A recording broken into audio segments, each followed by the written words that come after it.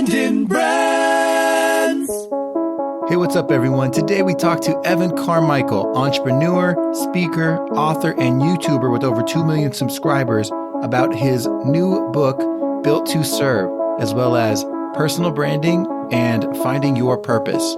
Check it out. In a world where advertising is ignored, business is exposed, and the only constant is change, how do you build a brand that matters? Welcome to Brands on Brands on Brands, a home for those who think different and push their boundaries. This is where branding that matters lives. Now, here's your host, Brandon Birkmeyer. Hey, what's up, everyone? Welcome to Brands on Brands on Brands. I'm Brandon Birkmeyer, your personal marketing coach, and I believe that building a brand that matters is the only way for your business to thrive tomorrow. Get started today. Start building these brands. This is how you start to make an impact in the world. Our show today is about impact. I have a great guest for you guys. I want to get into it, but first I have to do a little bit of setup for you so you understand what you're about to hear.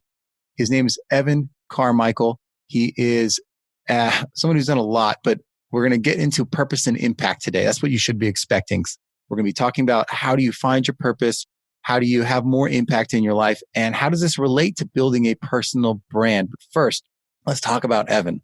At 19, he built and sold a biotech software company. At 22 years old, he was a venture capitalist, raising $500,000 to $15 million. He now runs a YouTube channel for entrepreneurs. And that YouTube channel has over 2 million subscribers and 300 million views. That's right. He wrote 4 books and speaks globally. He has another book coming out on March 17th of 2020. So by the time this comes out, this will be live. That book is called Built to Serve, Find Your Purpose and Become the Leader You Were Born to Be. He wants to solve the world's biggest problems. That's why he writes these books.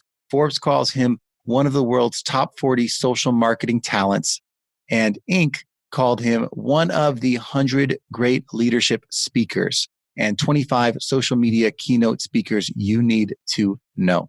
He set 2 world records. I know this is kind of funny and off the beaten path, but he uses a trampoline and stand-up desk.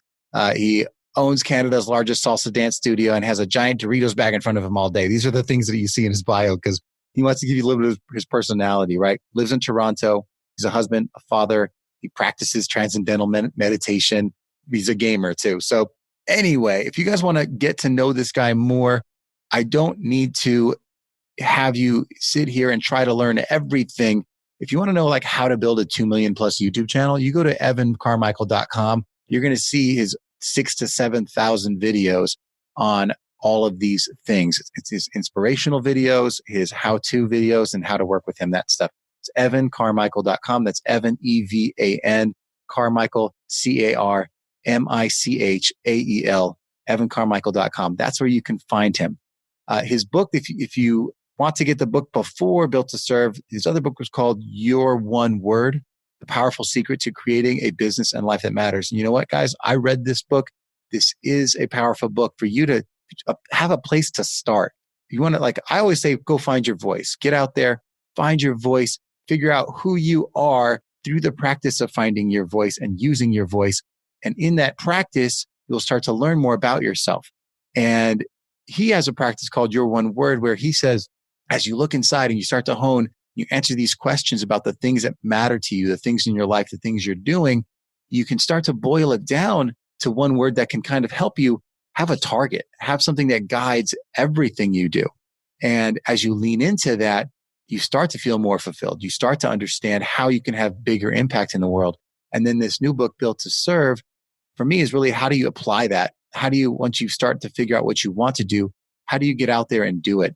And I think it's useful for everyone, especially you guys that are out there that are coaches and consultants, or you're experts in your field, or you've thought about like, how do I leave the job I'm in, use this knowledge that I built over time and help other people, maybe doing it as my own business.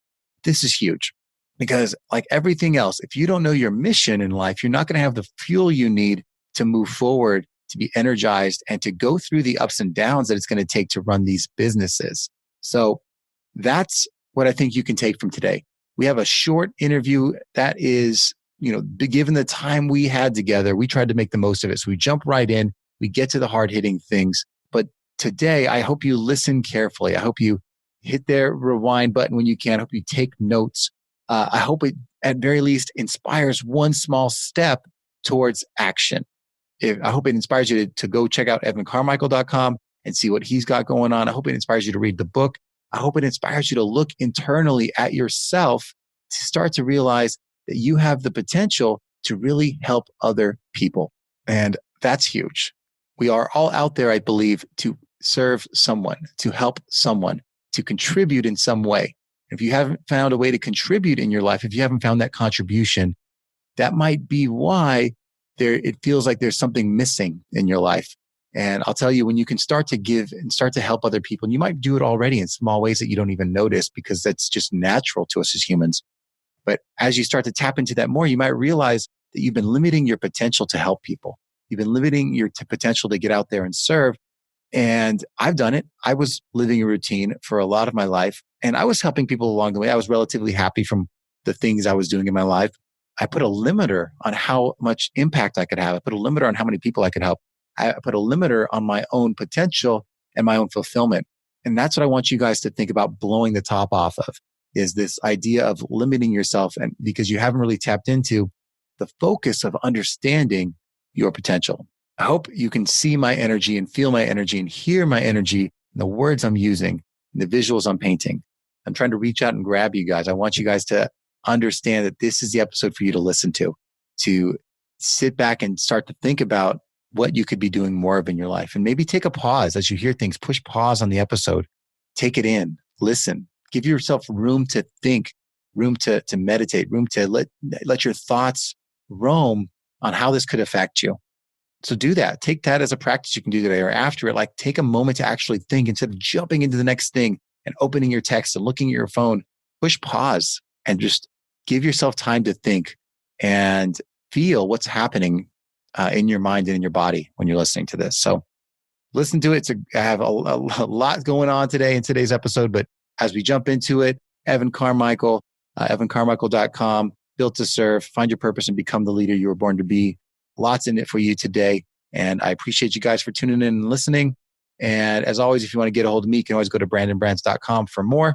But tune in and here we go. Let's get going. Thanks. Brandon Brands. All right, let's get going. Well, first off, thank you for being on the show today, Evan. I know your time is valuable, but you still volunteer to give everyone time and to show up to shows. And I think that's huge. What makes you do that? Why do you give your time to people like that and volunteer to have ideas shared like that? So I think humans are built to serve. And I think your purpose comes from your pain. And so I think whatever you struggled with the most in life is what you then want to contribute to the world.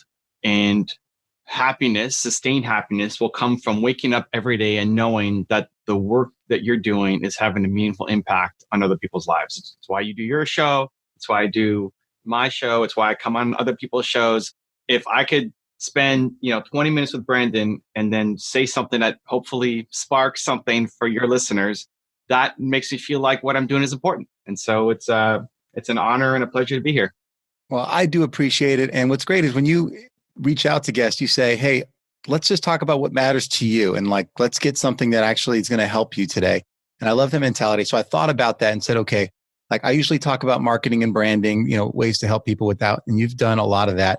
But what's been important to me lately has been, this idea of personal branding, building your story, telling your story, finding your voice. And that's a conversation I can have with a lot of people, but you come at it a different way. And I think you've written a couple books on this idea of finding your purpose and thinking of that as like a key ingredient. For me, I'm like, in personal branding, that makes sense. Like you have to have a mission. You have to have something that's your guiding light for your personal brand, what you stand for, your goal. So let's start there. Why is this idea of finding your purpose, whatever you want to call it, why is that so important for someone who's trying to develop their reputation? I think it's just important in general, not just to establish your reputation. I think the reputation becomes a byproduct of you living a life that you love.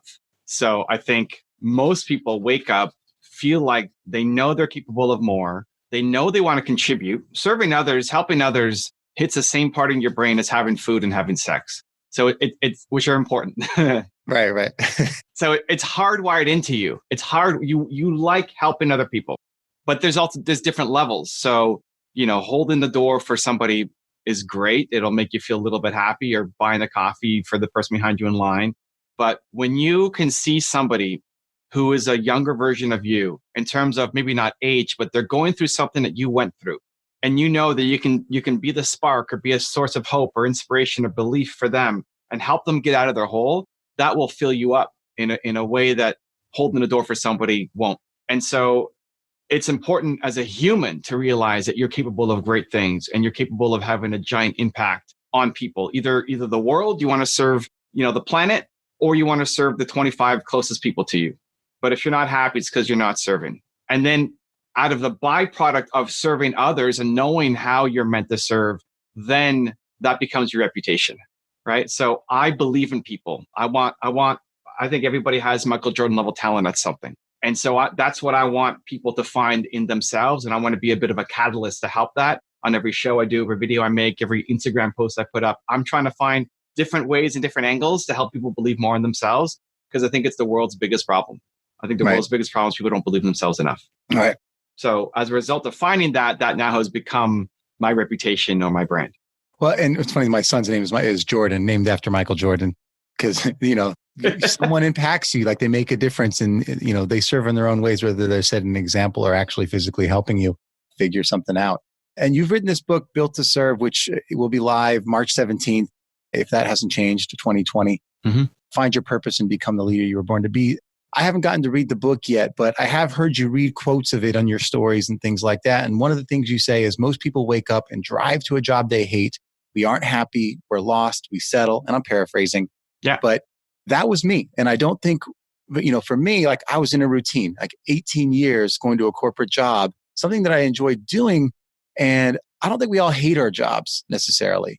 But I do think the word settle like resonated with me. It really spoke to me. And I definitely played it safe in my life. And I think a lot of people do that. We find a routine that feels safe. And maybe we think we're finding happiness in other parts of our life. But my question becomes that this idea of having your purpose in it, maybe fill up all of your life. Does happiness come from everywhere? Does everything, do you have to be living your purpose and like your job has to do it, everything? Does it all have to come together like that? So everybody's going to have a different version of balance. How much time you want to spend, like what makes a good father?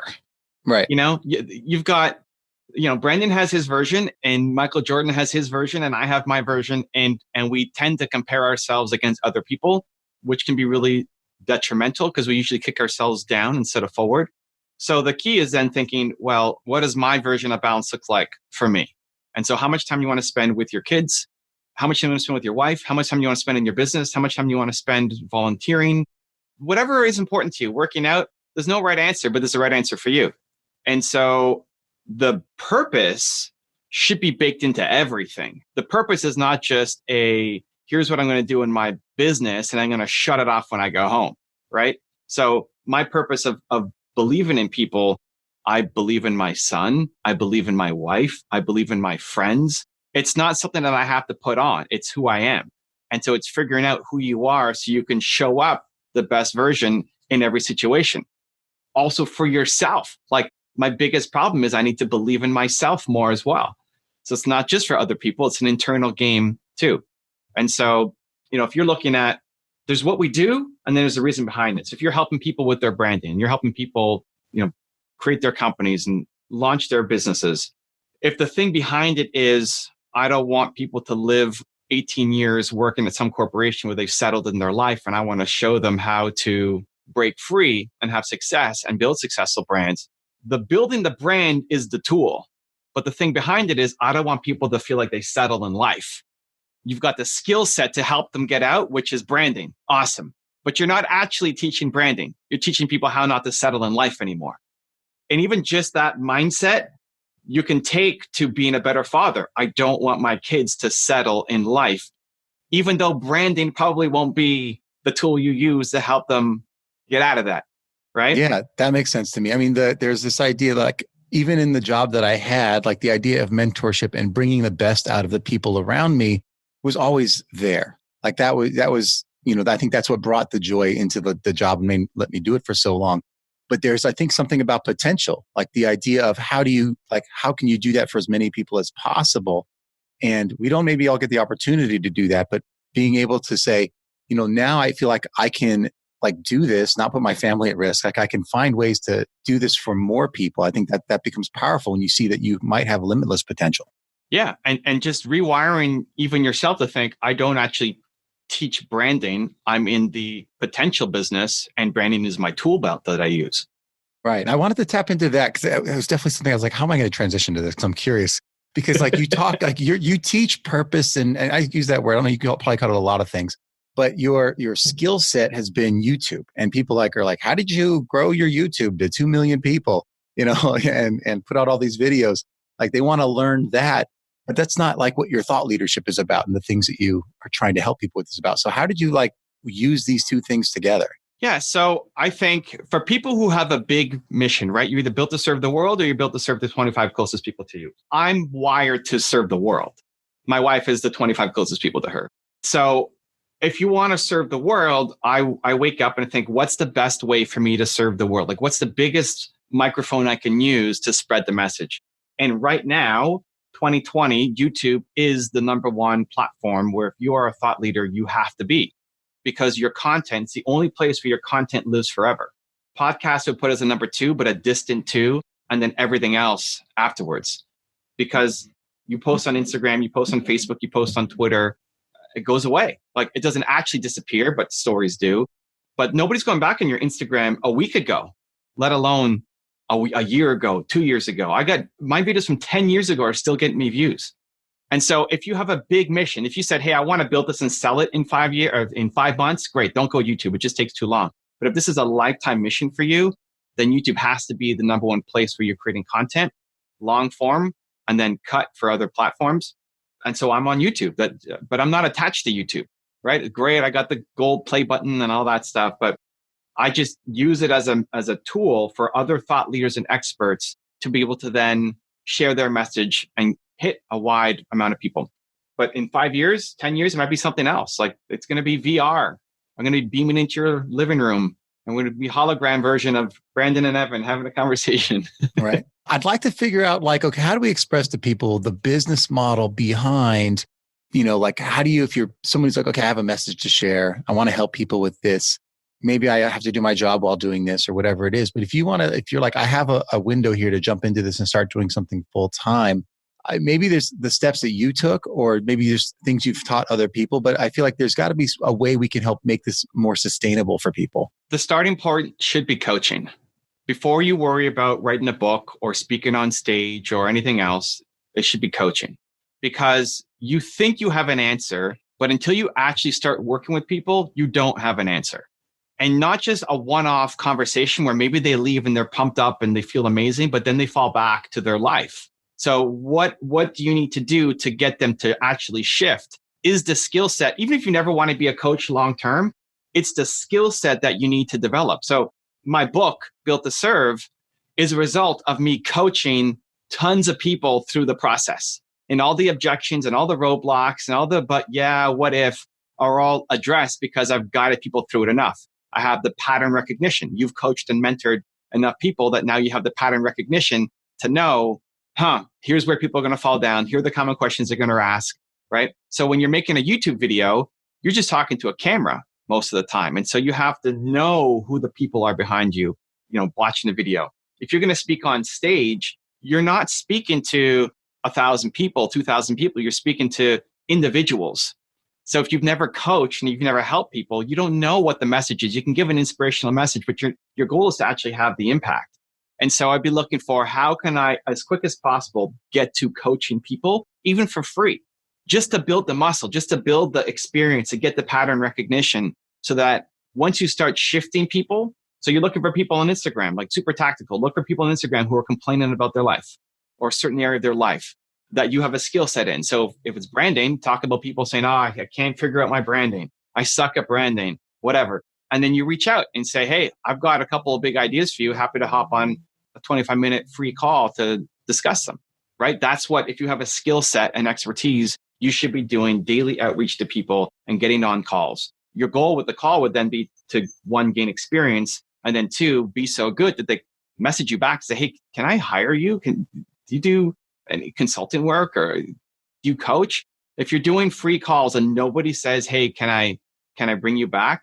Then you're not good enough yet. And that's okay. How do you get good? More practice, more repetition, more learning. So the number one home should be coaching at the beginning. It's also service-based. So it's just your time. You don't have to spend a whole bunch of money on any fancy gear, equipment, or offices. And that can be a sustainable life that then gets you out of working your 9 to 5, and then scaling up to think about speaking and books and videos and everything else. So in terms of the craft of coaching, obviously you might already have the knowledge in you, but I also think that the craft of coaching, teaching something, takes practice or takes a certain maybe knowledge base or skill. Do you think, how would you say we should go about honing the craft of coaching? Is it, take a class, learn from someone else, or just keep doing it? How do you get good at coaching itself? It's both, right? Yeah. I would look at, one, doing it more. Chances are you're not putting in enough reps.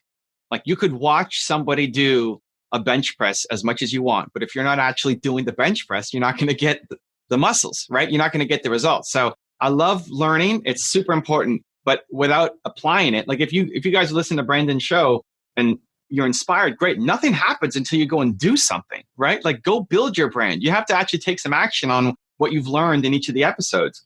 So applying, you need to be doing it. You talk about Michael Jordan. Michael Jordan hit the gym every day. If you're coaching somebody once a month, you're just never going to get good at it. 12 times a year is just not enough to get great at something, right? You need to be doing it consistently, ideally every day, or at least multiple times per week. Two, then you can learn. Of course, you can model success. I love modeling success. I've learned from all the people on my wall behind me, all the people that I profiled on my videos. I learn from them. I apply something. If you want to be a coach, I'd look at whose coaching style do you like the most? Do you like how Oprah does it? Do you like how Dr. Phil does it? Do you like how Jocko Willink does it? Eric Thomas? Do you want to be the yelling in your face, screaming at the person, or are you going to hug them through it, right? Oprah and Eric Thomas have a very similar message. They just come at it in totally different ways. And so watching them, you can pick up tricks and ideas, but you still have to be off applying it. Right. Well, I think that's huge. And honestly, for me, I think the strongest words in the human language right now are, you are not alone. And I think so many of us are chasing something and feel like that. And I appreciate that you build something like this, built to serve, and you put yourself out there in a million different ways, and coaching and whatever else. But that's what sticks out to me, is I think you embody this idea of, you are not alone. I'm here for you. Well, I appreciate that. It means a lot. I'm getting tingly just hearing you say that. It's weird. It's a weird sensation flowing through me now. When I started this, I'm an introvert. So that doesn't come out when I'm making videos like this, but I'm afraid every time I get on stage. I'm afraid every time I get in front of the camera. I've had a lot of practice, 6,000 videos later, I'm decent at it, but it's still, I'm worried that I'm going to disappoint people. I'm worried that even this, we started a little late because we couldn't find the link, and I'm panicking. It's oh my God, where's the link? What happened? Brandon's showing up. I'm not there. Disappointing people is the number one fear in my life. And the biggest fight I got into with my agent was saying, hey, the problem with you, Evan, is you don't want to be famous. Yeah, I'd have no need to be famous. But if you get more known, you can spread the message more. And so it's been this constant battle to slowly inch more towards the light, because the more I'm in front, the more people can learn, because it's not about me. It's about the mission. I think that matters. I think you matter. I think what you're doing is inspiring. And I look forward to meeting you in person. You're going to be at Social Media Marketing World in San Diego. I'll be there. I'm going to find you. We're going to shake hands, because I appreciate you, man. I appreciate you coming on today. Love it. Listen, what's the main place you want people to find your content? Is it YouTube? Is podcasts? Where? Brands on Brands on Brands, the podcast. Got it. And Apple, where do you want people to go? Yeah, brandsonbrands.com. We'll show you the links to Apple, to iTunes, to Spotify. And how many episodes have you done? 108. 108. Okay, so two things. One, episode 500, I want to come back. We got some time. But 100, listen, if you guys are listening and this is a lot of work putting together a show. For Brandon to share his thoughts and bring on guests. If you found any value in this episode or the last 107 other episodes that he's done, please go to Apple, look up Brands on Brands, and leave a review, because I know it means a lot to Brandon for all the work that he's putting in, because more people need to discover this show. Appreciate it, man. Love it. Thank you. All right. Talk to you soon. Talk to you soon. You've just taken your marketing knowledge to another level with this episode of Brands on Brands on Brands. But we have plenty more ways to not just help you build a business, but build a brand. Head over to brandonbrands.com for more resources, as well as access to our blogs, videos, and exclusive coaching sessions with your host. Be sure to visit brandonbrands.com.